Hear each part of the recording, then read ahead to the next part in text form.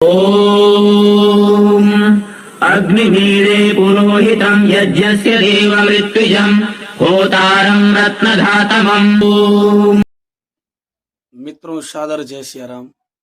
समस्त दर्शकों का मेरे YouTube चैनल रिसीव वॉच एवं फेसबुक पेज रिसीव वॉच ज्योतिष में हार्दिक स्वागत है। आप सभी का अभिनंदन। आज के इस विशेष वीडियो में एक कमेंट पर आधारित ये वीडियो है। किसी हमारे सब्सक्राइबर भाई ने क्वेश्चन किया है कि महाराज जी, हमारे आर्ष ग्रंथों में, हमारे भारतीय संस्कृति में बहुत से ऐसे त्याज्य कर्म बताए गए हैं जिनको किसी विशेष दिवस पे नहीं करना चाहिए। जैसे तेल लगाने की बात हुई तो तेल बृहस्पतिवार को मना किया गया है। बांस काटने के लिए रविवार और मंगलवार को मना किया गया है। और यात्रा के विषय में बहुत से नियम हैं कि इस दिन इस दिशा में नहीं जाना चाहिए और ये कार्य नहीं करना चाहिए, वो कार्य नहीं करना चाहिए। तो महाराज जी, इसमें कहाँ तक यथार्थता है, कहाँ तक सत्यता है, अवगत कराने की कृपा करें। तो उनका क्वेश्चन पढ़कर मुझे अच्छा लगा और उत्तर देते हुए अच्छा लग रहा है कि कम से कम आप लोग जानने की जिज्ञासा रख रहे हैं, यही बहुत बड़ी बात है। तो उत्तर देने से पहले मैं चाहूँगा कि इतना नॉलेजेबल वीडियो आप सभी के लिए लाता हूँ, आप सभी की शंकाओं का समन करने की कोशिश मैं करता हूँ। तो इसलिए ऐसे ही हमेशा मोटिवेटेड रहने के लिए हमारे चैनल को सब्सक्राइब करें और फेसबुक पर अगर देख रहे हैं तो पेज को फॉलो करें और लाइक करें। और जिनको भी इस योग्य समझें कि किसी को भी इस प्रकार की शंका है, जैसे मेरा मानना है कि लगभग बहुत ही लोगों का ये क्वेश्चन होगा, तो इन्हीं बंधु के माध्यम से, जिनका कमेंट आया है, इन्हीं के माध्यम से मैं सभी की शंकाओं का समन करने का प्रयास कर रहा हूं। और अगर कोई मेरे लिए सजेशन होगा तो आप लोग कमेंट बॉक्स में अवश्य डाल दें। और वीडियो देखते हैं आप लोग, लाइक भी नहीं करते, ना फॉलो करते हैं, ना ही सब्सक्राइब करते हैं, तो एक कमेंट अवश्य कर दिया कीजिए कि हम यहाँ से हैं, ताकि मुझे पता चले कि कहाँ कहाँ तक मेरी वीडियो जा रही है और कितने व्यक्तियों ने देखा। तो ये तो मैं देख लेता हूँ, लेकिन कहाँ तक मेरी वीडियो पहुंची और कौन कौन मेरे इस वीडियो से लाभान्वित हुआ, ये जानना मुझे अति आवश्यक है। इसलिए करबद्ध निवेदन है कि कमेंट में अवश्य अपना एरिया, अपना राज्य अवश्य लिख दिया करें। तो आइए भाई साहब के क्वेश्चन का आंसर देते हुए पूज्य सदगुरुदेव भगवान की वाणी से जो भी उत्तर इसका निकला वो ये है कि जैसा कि आप सभी लोग देखते हैं, क्वेश्चन का मर्म क्या है। क्वेश्चन क्या है कि महाराज जी, अपने यहाँ बहुत से नियम और कायदे बताए गए हैं क्या वो नियम और कायदा मुसलमानों पर और ईसाइयों पर लागू नहीं होता? उनका क्वेश्चन इतना ही है, लेकिन कहने का मतलब बहुत बृहद है और इसका उत्तर भी अगर दिया जाए तो बहुत ही बृहद है।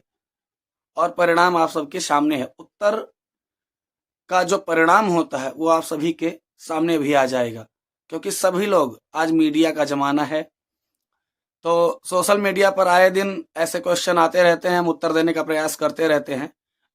तो उनके प्रयास, उनके प्रश्नों के अनुसार जो प्रयास किया गया समाज को नई दिशा देने के लिए, उनका उत्तर ये है कि मुस्लिमों के लिए क्या कोई नियम नहीं है?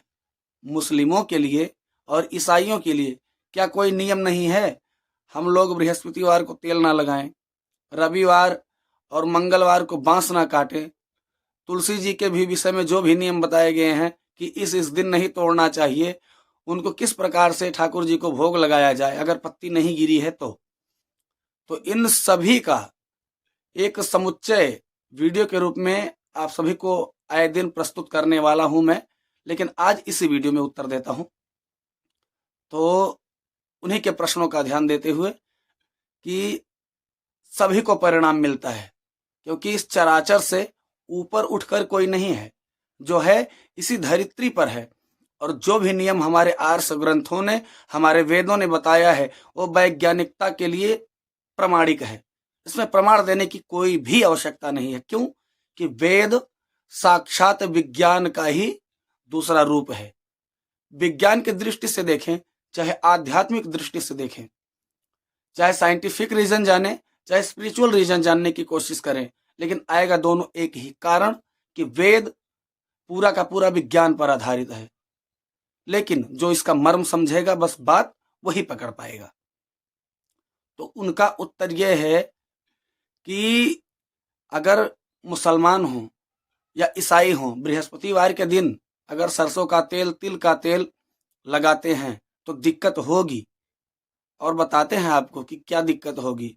अगर कोई भी नियम नहीं फॉलो कर रहे हैं तो दिक्कत होगी। आए दिन इस्लामिक स्टेट में आप लोग देख लीजिए कि जैसे अरबियन कंट्रीज हुई, और अभी लेटेस्ट अपडेट आप सभी को बता दें कि पाकिस्तान और ईरान से क्या हो रहा है, आरती हो रही है एक दूसरे की, गोला बारूद हो रहा है ना।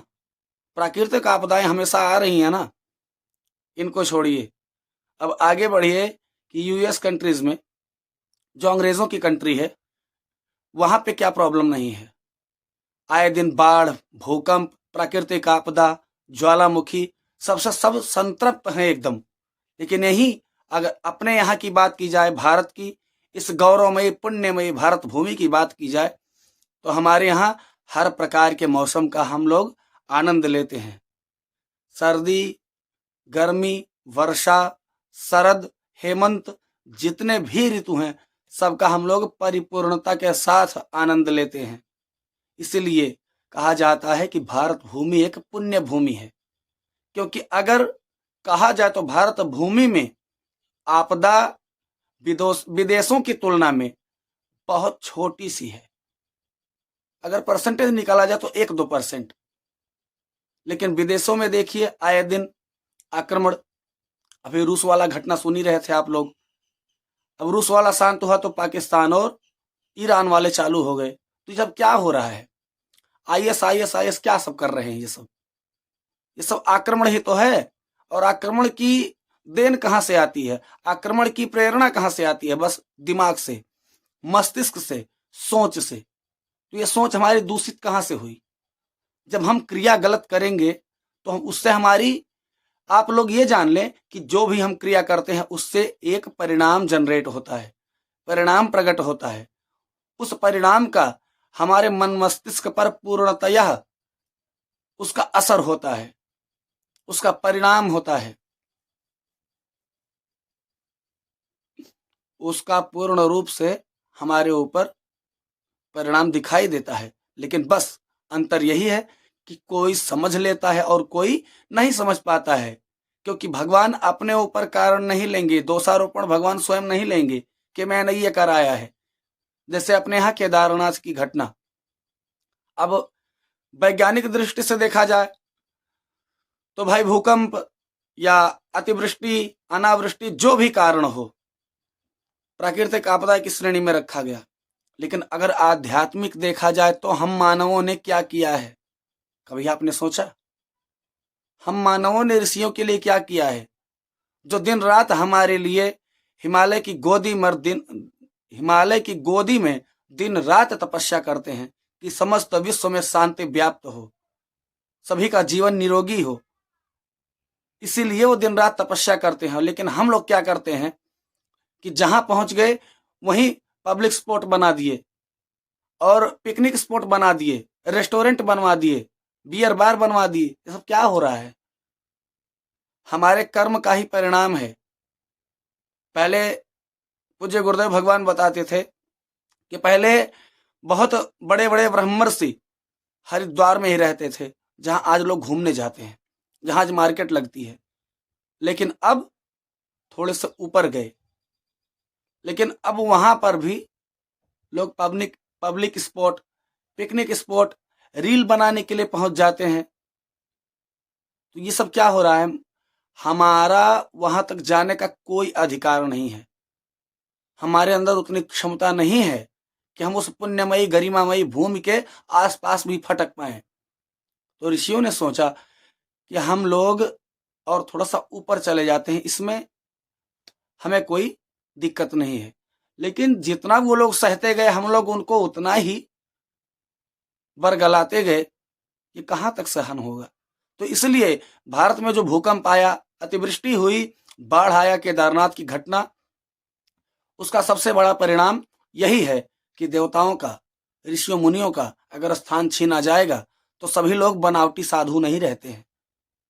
जिनका वायरल आज वीडियो होता है, जिनका वीडियो वायरल होता है, उनके तरीके से नहीं है सभी लोग। सप्तऋषि कोई मामूली चीज नहीं है।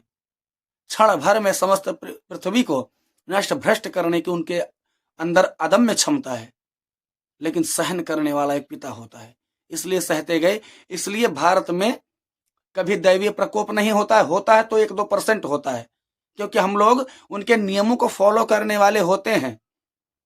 बृहस्पतिवार को बाल नहीं कटाएंगे, सरसों का तेल नहीं लगाएंगे, नाखून नहीं काटेंगे, मंगलवार रविवार को बांस नहीं काटेंगे। तो ये जो नियम हमारे पुरखों पुरानियों ने बनाया है, जो हमारे वयोवृद्धों ने हमको अपना वसीयत और विरासत देकर अपने प्राणों को न्यौछावर किया है, और हमें आज तक अपने ही कर्मों के द्वारा सदैव सनातनी बने रहने के लिए मजबूर किया है, वो कोई मामूली मजबूरी नहीं है। उनके कर्मों के द्वारा हमें बहुत सी शिक्षाएं मिलती हैं जो हमारी सदैव रक्षा करता है। तो इस वीडियो में उन्हीं मित्र के कमेंट के लिए इतना बड़ा वीडियो बनाना पड़ा। और अगर हमारे इस वीडियो से आपको कुछ भी 1% अगर कोई जानकारी मिली हो तो चैनल को सब्सक्राइब कर दें, और अगर फेसबुक पर देख रहे हैं तो फॉलो कर दें, इंस्टा पर देख रहे हैं तो फॉलो कर दें,